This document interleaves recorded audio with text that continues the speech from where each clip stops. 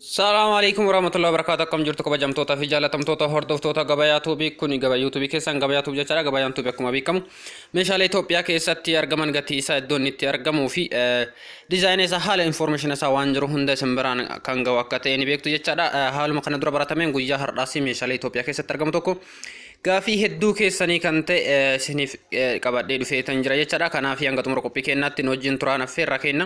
Warroonni yeroo jalqabaatiif gara YouTube chaanaalii keenyaa dhuftan subscribe gochuudhaan maatii keenya ta'a. Warroonni kana dura miseensa keenya taatan yookaan maatii keenya taatan like share gochuudhaan YouTube chaanaalii keenya nuuf jajjabeessaa isiniin jenna. Kanaaf hanga xumura qophii keenyaatti nu wajjin turaan affeerra kenna. Akkuma kana dura beekamu waggoota naannoo waggaa tokkootiin dura soofaa Itoophiyaa keessatti argamu gatii isaa simbiraan gahaa ture ni beekama jechaadha. Namoonni hedduun karaa keessaatiinis ta'ee gara koomentiitiin yeroo dhiyoo kana soofaa gatii isaa fi diizaayinii isaa nuuf dhiyeessi kan jettan irraa ka'uudhaan guyyaa har'aas soofaa naannoo soofaa diizaayina gosa 40 qabadhee isiniif dhiyaadhee jira jechaadha. Kanaaf information isaa guutumaan guutuutti simbiraan gaha. Iddoo inni itti argamuu fi lakkoofsa bilbilaa bilbiltanii argachuu ni dandeettan. Akkasumas tokko tokko isaanii gatii isaa simbiraan gaha. Kanaaf hanga xumura qophii keenyaa yoo hordoftani haaluma salphaanii finni fayyadamtu jechaadha. Kanaaf akkuma dura isiniin jedhe soofaan amma jalqaba irratti argaa jirtan kuni soofaa baay'ee tokko bareedaadha jechaadha. Gubbaan isaa uffanni isaa carqeedha. Soofaa kana bitachuu barbaadan qarshii 16,000 yoo qopheessitan soofaa kana haaluma salphaan bitattanii itti fayyadamuu dandeettanii. Teessoon jidduu isaa jirtu kanaan alatti jechaadha. Isa bitachuu barbaadan teessoo jidduu jirtu yookaan ammoo komandiinoo jirtu tana bitachuu barbaadan gatii dabalataa yookaan ammoo qarshii dabalataa kafaluudhaan isa faanas bitachuu ni dandeettani. Garuu qarshiin 60,000 kun isaan alatti jechaadha. Isas bitachuu barbaadan gatii isaa ni jira yeroo booda isiniif dhiyeessa. Kanaaf qarshii 16,000 qopheessitan soofaa kan haaluma salphaan bitattanii itti fayyadamuu dandeettani. Haaluma isa fakkaatuun soofaan amma argaa jirtan kun soofaa baay'ee tokko bareeda akkuma argaa jirtan uffanni isaa carqiidha. Soofaa kana bitachuu yoo barbaadan qarshii 28,000 yoo qopheessitan haaluma salphaan bitachuu dandeettanii akkuma argaa jirtani lafarraa dheerina baay'ee waan hin qabneef namni kamiyyuu irra taa'uu ni danda'a. Soofaan tokko tokko dheerina lafarraa baay'ee ol ka'aa kan qabaachuu isaanii irraa kan ka'e namoonni hedduun irra taa'uudhaaf baay'ee rakkisaadha. Kanaaf akkuma argaa jirtan kana bal'inni isaas baay'ee tokko bareedaadha naannoo meetira tokkooti. Irkanni isaas baay'ee tokko bareeda akkuma argaa jirtan kophaa isaatiitti teessoo iddoo biraa kaa'amuu ni danda'amuu fi iddoo kanas taa'amee irratti itti fayyadamuu danda'amu tokko of biraa kan qabu jechaadha. Kanaaf akka amma jiru kanatti akka argaa jirtan kanatti qarshii 28,000 yoo qopheessitan haaluma salphaan bitattanii itti fayyadamuu dandeettan jechaadha. Haaluma kana fakkaatuun soofaan amma argaa jirtan kun soofaa baay'ee tokko bareeda akkuma soofaa dura ilaaltanii gatiin isaas madaalawaa fi akkasumas carqirraa kan hojjetame dheerina baay'ee kan hin qabnee fi nama hedduu teessisuu kan danda'u akkuma argaa jirtan kana carqiidha jechaadha. Uffisni carqiin isaa uffifame baay'ee tokko furdina kan qabu waan ta'eef yeroo dheeraa turuu kan danda'u jechaadha. Akka argaa jirtan kanatti soofaa kana bitachuu barbaadan qarshii 21,000 yoo qopheessitan soofaa kana haaluma salphaan bitachuu dandeettan jechaadha. Nama torba ol teessisuu danda'a jechaadha. Akkuma argaa jirtan kanatti kophaa isaattis teessoo iddoo biraa kaa'amuu fi nama tokko teessisu kan biraas of biraa ni qaba jechaadha. Akka argaa jirtan kanatti qarshii 21,000 yoo qopheessitan haaluma salphaan bitattanii itti fayyadamuu dandeettan jechaadha. Haaluma isa fakkaatuun soofaan amma argaa jirtan kun iddoo afuritti baay'ee kan taa'amu jechaadha. Soofaa baay'ee tokko bareeda uffatni isaa akkuma argaa jirtan kana carqiidha. Iddoo afurii soofaan kana dura dabarsina kunniin iddoo tokko qofa jira gargar iddoo lamatti qofa bahuu danda'a jechaadha. L shapeedha. Inni kun ammoo tuyyuu ragoo afurii ta'ee taa'uu ni danda'a. Kanaaf akka argaa jirtan kanatti bitachuu barbaadan qarshii 23,500 yoo qopheessitan haaluma salphaan bitattanii itti fayyadamuu dandeettan jechaadha. Dabalataanis iddoo isin jirtan kamittuyyuu isinii geessuu fi dhaxxanis achitti ilaaltanii bitachuu ni dandeettanii. Akkuma argaa jirtan kana qarshii 23,500 yoo qopheessitan haaluma salphaan bitachuu dandeettan jechaadha. Meeshaa baay'ee tokko bareedaadha. Haaluma isa fakkaatuun soofaan amma argaa jirtan kunis soofaa baay'ee tokko filatamaadha. Iddoo sadiitti gargar bahuu kan danda'u jechaadha. L shape fi dabalataanis boca L kan qabu fi dabalataanis kophaa isaa kan ta'e akkuma argaa jirtan kana harkaan mirgarra kan jiru kan nama tokko teessisu qaba. Iddoo kamiyyuu fiddanii kaa'attanii itti fayyadamuu dandeettanii. Isa kana akka amma argaa jirtan kanatti qarshii 22,500 yoo qopheessitan haaluma salphaan bitattanii itti fayyadamuu dandeettanii. Kun qabeenya keessanii bitattanii jireenya keessan guyyaa guyyaatti gaggeessuu dandeettanii. Gabayaatu YouTube keessa waan ta'eef yeroo kamiyyuu dhuftan information kamiyyuu jala argachuu ni dandeettanii. Kanaaf soofaan amma suuraa irratti argaa jirtan kana bitachuu barbaadan qarshii 22,500 yoo qopheessitan haaluma salphaan bitattanii itti fayyadamuu dandeettanii. Egaa haaluma isa fakkaatuun kan amma argaa jirtan kunis soofaa baay'ee tokko ajaa'ibaa soofaa baay'ee tokko bareeda irkanni isaa fi dagaleen gar jalaatiinis ta'e liizerii kan ta'ee fi gubbaan isaa irri carqii kan uffifame akkasumas immoo boraatiin isaa irkanni isaas carqii kan ta'e jechaadha. Baay'ee tokko bareeda carqiin isaas halluu bareeda kan qabu dabalataanis halluu biraas yoo barbaadani ajajaanis dalaksiifachuu dandeettanii garuu akka amma argaa jirtan kanatti qarshii 15,000 fi 500 yoo qopheessitan haaluma salphaan bitattanii itti fayyadamuu dandeettan jechaadha. Meeshaa baay'ee tokko bareeda. Dabalataan wanti beekuu qabdan akkuma kana dura isiniin jedhee Ekuma diinoon yookaan immoo teessoon jidduu jirtu kun gatii soofaa kanaatiin alatti bitachuu dandeettan jechaadha. Herreega dabalataatiin. Kanaaf soofaan qofti akka argaa jirtan kanatti qarshii 15,000 fi 500 yoo qopheessitan haaluma salphaan bitattanii itti fayyadamuu dandeettanii iddoo isin jirtanitti isin dhufuu danda'a. Dhattanii bitachuu dandeettan isin jira. Egaa kunis soofaa baay'ee tokko bareeda. Dizaayinii isaas baay'ee tokko filatamaa fi namoonni kamuyyuu filachuu kan danda'u akkasumas namni kamuyyuu irra taa'uu kan danda'u tokko qofa kan jiruu fi dabalataanis ta'e kophaa kophaa teessisu kan nama lama kophaatti kan qabu akkuma argaa jirtan kana jechaadha. Gara hundaanii uffisni isaas ta'e gara hirka ta'anii akkasumas boraatiin isaas carqii kan ta'ee fi isa kana akkuma argaa jirtan kanatti qarshii 28,500 yoo qopheessan haaluma salphaan bitattanii itti fayyadamuu dandeettanii meeshaa baay'ee tokko bareedaa bal'inas qaba jechaadha. Kanaaf kana fakkaata haalli isaa dabalataan kan amma argaa jirtan kunis soofaa baay'ee tokko filatamaa fi carqiin isaa carqii baay'ee tokko filatamaa fi furdinnas qabu jechaadha. Kan isaas sooficha akkuma argaa jirtan kana dheerina hedduu qaba. Iddoo afuritti kophaa ta'e kan taa'amu jechaadha. Iddoo kamuyyuu kaattanii itti fayyadamuu ni dandeettanii bakka bakkattis qoodanii mana keessan keessa kutaa hedduu yoo qabaatan kutaas kaa'uu dandeettan jechaadha. Kan argaa jirtan kanatti isa bitachuu warri barbaadan qarshii 23,500 fi 500 yoo qopheessitan haaluma salphaan bitattanii itti fayyadamuu dandeettan jechaadha. Meeshaa baay'ee tokko bareeda. Haaluma isa fakkaatuun soofaan amma argaa jirtan kun akkuma argaa jirtan garri bifa magaalaa qabu kun liizeriidha jechaadha. Hirkanni isaa fi akkasumas dagaleen isaa gara jalaas dabalate gubbaa irraan kan bifa barruu qabu kun carqiidha. Carqii furdina qabu akkuma argaa jirtan soofaa baay'ee tokko bal'aadha. Nama hedduu teessisuu kan danda'u. Kanaaf isa kana bitachuu barbaaddan qarshii 15,500 yoo qopheessitan haaluma salphaan bitattanii itti fayyadamuu dandeettani. Haaluma isa fakkaatuun soofaan amma argaa jirtan kunis akka soofaa kana dura dabarsee sana dheerina hedduus kan qabu miti. Haa ta'uutii hirkanni isaa baay'ee dheeraa fi carqiin isa uffifame furdina kan qabu akkasumas immoo iddoo afuritti baay'ee taa'amuu kan danda'u iddoo gargaraatitti qoodanii itti fayyadamuu yookaan immoo irra taa'uu dandeettani. Hirkatas hedduu qabaachuu isaa agarsiisa jechaadha. Akkuma suuraa irratti argaa jirtan kana isa kana bitachuu warri barbaadan qarshii 28,500 yoo qopheessitan haaluma salphaan bitattanii itti fayyadamuu dandeettani. Egaa haaluma kana fakkaatuun soofaan amma argaa jirtan kunis soofaa baay'ee tokko filatamaa fi dizaayinii isaa baay'ee tokko bareedaa kan ta'e teessoo hedduuf biraa kan qabu jechaadha. Bifa isaa karvii geengoo kan ta'e kan qabu akkuma argaa jirtan kana isa kana bitachuu barbaadan qarshii 21,000 qopheessitan haaluma salphaan bitattanii itti fayyadamuu dandeettan akkasumas iddoo isin jirtan isinii dhufuu fidhattanis filattanii bitachuu kan dandeettan jechaadha. Kanaaf meeshaa baay'ee tokko bareedaa qarshii 21,000 yoo qopheessitan haaluma salphaan bitattanii itti fayyadamuu dandeettan isin jira.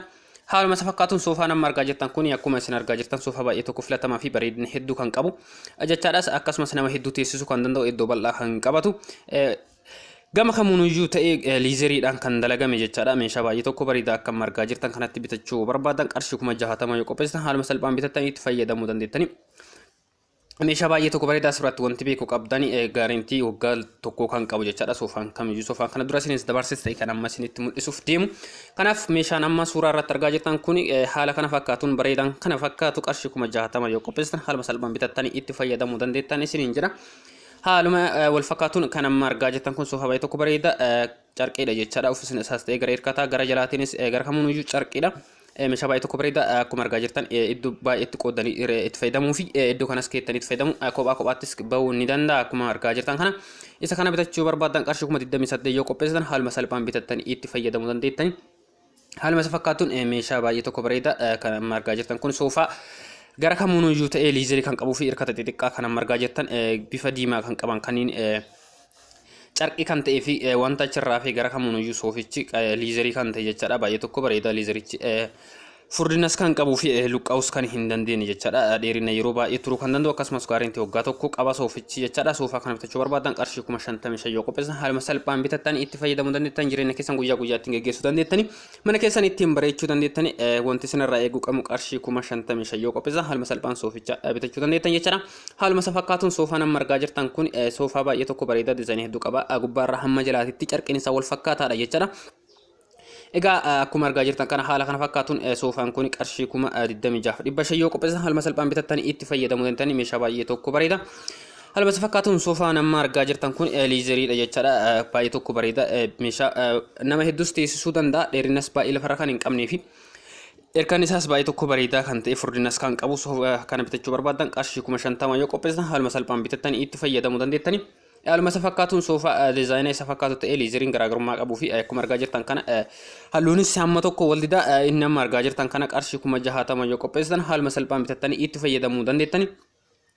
Egaa kana margaa jirtan kunis soofaa baay'ee tokko bareeda hijaafis baay'ee tokko kan nama hawwatu carqiin isaas furdina kan qabuu fi carqiin isaa bareedina kan qabu akkasumas gubbaa irraa hamma jalaatti carqiin isaa kan wal fakkaatu akkuma argaa jirtan kana jechaadha. Iddoo afuritti bahee kophaa kophaatti irra taa'amuu fi iddoo biraas keettanii itti fayyadamuu kan dandeettanii kan amma argaa jirtan kana qarshii 30,000 yoo qopheessitan haaluma salphaan bitattanii itti fayyadamuu dandeettanii isiniin jira. Haaluma isa fakkaatuun kan amma argaa jirtan kunis soofaa baay'ee tokko bareeda qarshii 23,500 yoo qopheessitan haaluma salphaan bitattanii itti fayyadamuu dandeettanii. Kanaafi kan amma argaa jirtan kunis isaan waluma fakkeenya baay'ee garaagarummaa baay'ee kan hin qabne ta'e hamma tokko dheerina isaa irratti kan wal taruu jechaadha. Kanaaf kun nama hedduu teessisuu danda'a. Kophaa isaattis nama tokko kan teessisuu danda'u kan amma argaa jirtan kana qaba. Gara irra taa'amuunis kophaa kophaattis adda ba'ameetiin qulqulleeffamuudhaaf haalli isaa mijaawaa kan ta'e soofaan amma argaa jirtan kun qarshii 26,500 yoo qopheessitan haaluma salphaan bitattanii itti fayyadamuu dandeettani. Haaluma isa fakkaatuun soofaan amma argaa jirtan kun soofaa baay'ee tokko bareedaa fi namni kamiyyuu bitatee itti fayyadamuu kan danda'u jechaadha. Gatiin isaas baay'ee madaalawaa kan ta'e qarshii 19,500 yoo qopheessitan haaluma salphaan bitattanii itti fayyadamuu dandeettan jechaadha. Meeshaa baay'ee tokko bareedaa nama hedduu teessisuu kan danda'u. Haaluma isa fakkaatuun kan amma argaa jirtan kun gubbaa hamma jalaatti carqiin kan uffifamee fi nama hedduu teessisuu kan danda'u akkasumas kophaatti nama tokko tokko kan teessisu isa lamaa kan of biraa qabu jechaadha. Akka amma argaa jirtan kanatti qarshii 30,500 yoo qopheessitan haaluma salphaan bitattanii itti fayyadamuu dandeettani. Kunis soofaa baay'ee tokko bareedaa bal'ina kan qabu jechaadha. Nama baay'ee teessisuu danda'a. Akkuma argaa jirtan kana isa kana bitachuu barbaadan halluun isaas baay'ee tokko filatamaa fi waan kamiyyuu dhussuu kan danda'u jechaadha. Kan amma argaa jirtan kana qarshii 28,500 yoo qopheessitan haaluma salphaan bitattanii itti fayyadamuu dandeettanii. Meeshaa baay'ee tokko bareeda filannoo nama hedduu ni ta'a jedheetiin amana. Kanumaan wal fakkaatu meeshaan amma argaa jirtan kun soofaa baay'ee tokko bareeda qarshii 23,500 yoo qopheessitan haaluma salphaan bitattanii itti fayyadamuu dandeettanii. Iddoo isin jirtan isin dhufuu fi dhattanii filattanii bitachuu kan dandeettan jechaadha. Dabalataanis soofaa kana biratti soofaan hedduu akka argaa jirtan kana dhattanii yoo filattan isarra kan fooyyee ta'e hedduu argachuu dandeettan jedheetiin amana. Haaluma isa fakkaatuun soofaan amma argaa jirtan kun meeshaa baay'ee tokko bareeda halluun isaas kanuma argaa jirtan kana gubbaarra hamma jalaatitti wal fakkaataadha jechaadha. Isa kana bitachuu barbaadan qarshii 26,500 yoo qopheessitan haaluma salphaan bitattanii itti fayyadamuu dandeettani. Kunis meeshaa baay'ee tokko bareeda isaan wal fakkeenya baay'ee kan qabuu fi irkan isaas dheerina baay'ee kan hin qabne jechaadha. Kanaaf meeshaa kana akka argaa jirtan kanatti qarshii 26,500 yoo qopheessitan haaluma salphaan bitattanii itti fayyadamuu dandeettani. Kunis akkuma argaa jirtan meeshaa baay'ee tokko bareedaa gubbaa hamma jalaatti halluun isaa wal fakkaata. Dheerina baay'ee lafarraa kan hin qabnee fi nama hedduu teessisuu kan danda'u. Isa kana bitachuu barbaadan qarshii 18,500 yoo qopheessitan haaluma salphaan bitattanii itti fayyadamuu dandeettani. Kunis akkuma argaa jirtan meeshaa baay'ee tokko bareedaa qarshii 23,000 yoo qopheessitan haaluma salphaan bitattanii itti fayyadamuu dandeettan jechaadha. Carqiin isaas cimina hedduu kan qabudha akkuma argaa jirtani. Kunis meeshaa baay'ee tokko bareedaa isa kana bitachuu barbaadan qarshii 18,500 yoo qopheessitan haaluma salphaan bitattanii itti fayyadamuu dandeettan jechaadha. Kanumaan wal fakkaatee meeshaan amma argaa jirtan kunis meeshaa baay'ee tokko filatamaa fi gubbaa hamma jalaatti bifti isaa carqiin uffifame halluu wal fakkaataa kan qabu. Isa kana akka jiru kanatti bitachuu barbaadan namni kamiyyuu bitachuu kan danda'u jechaadha. Gatiin isaa madaalawaadha. Nama soofaawwan kaawwan bituu hin dandeenyeefis humni isaa baay'ee kan ulfaatu kan ta'an jechaadha. Qarshii 14,500 yoo qopheessitan haaluma gaarii ta'een meeshaa kana bitachuu dandeettan jechaadha.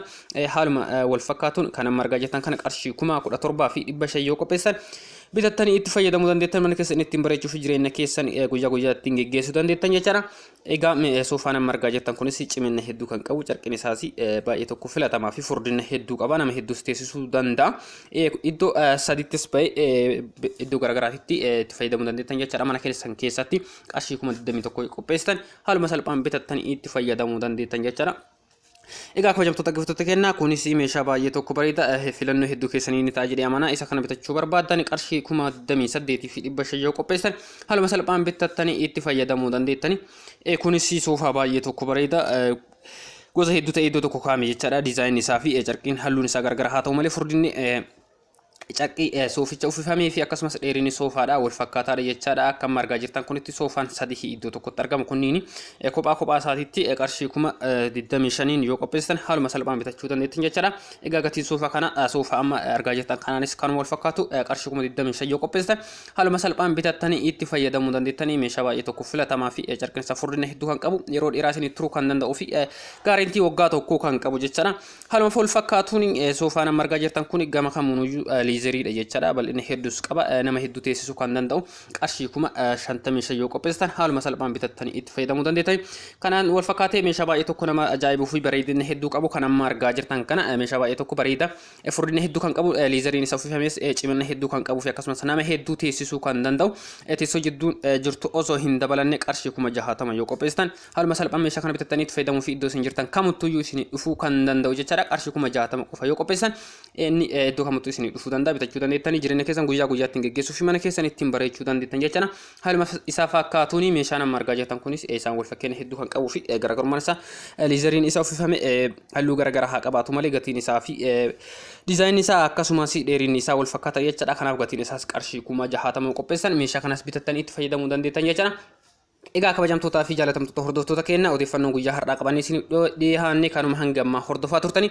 meeshaa kana bitachuu barbaaddan farnichara Muhammadii magaalaa Shaashamannee naannoo 81 daandii Finfinnee irraa gara Hawaasaa geessu baankii daldala Itoophiyaa fuulduratti argachuu dandeettanii sadarkaa lammaffaa irratti ammoo daandii Finfinnee irraa gara Hawaasaa geessu magaalaa Shaashamannee keessatti gara dhumaatti argachuu dandeettan jechaadha ganda duwwaa 4 keessatti kanaaf meeshaa kana bitachuu barbaaddan farnichara kana irratti haaluma salphaan argachuu dandeettanii lakkoofsa isaa isaanii bilbiltanii waliin haasoftanii fi meeshaa kana iddoo isin jirtanitti akka isin dhufuu fi akkasumas ammoo iddoo isin jiran dhaxxanii akka itti fayyadamtaniif lakkoofsa bilbila isaanii fuula iskiriinii irra isiniif kaaya kanaaf hanga xumura qophii kennaa waan nu hordoftanii galatoomaa odeeffannoo biraatiin hamma walitti deebinutti nagaan nuuf turaa nageenyi kenna bakkuma isin jirtanitti isin haa qaqqabu.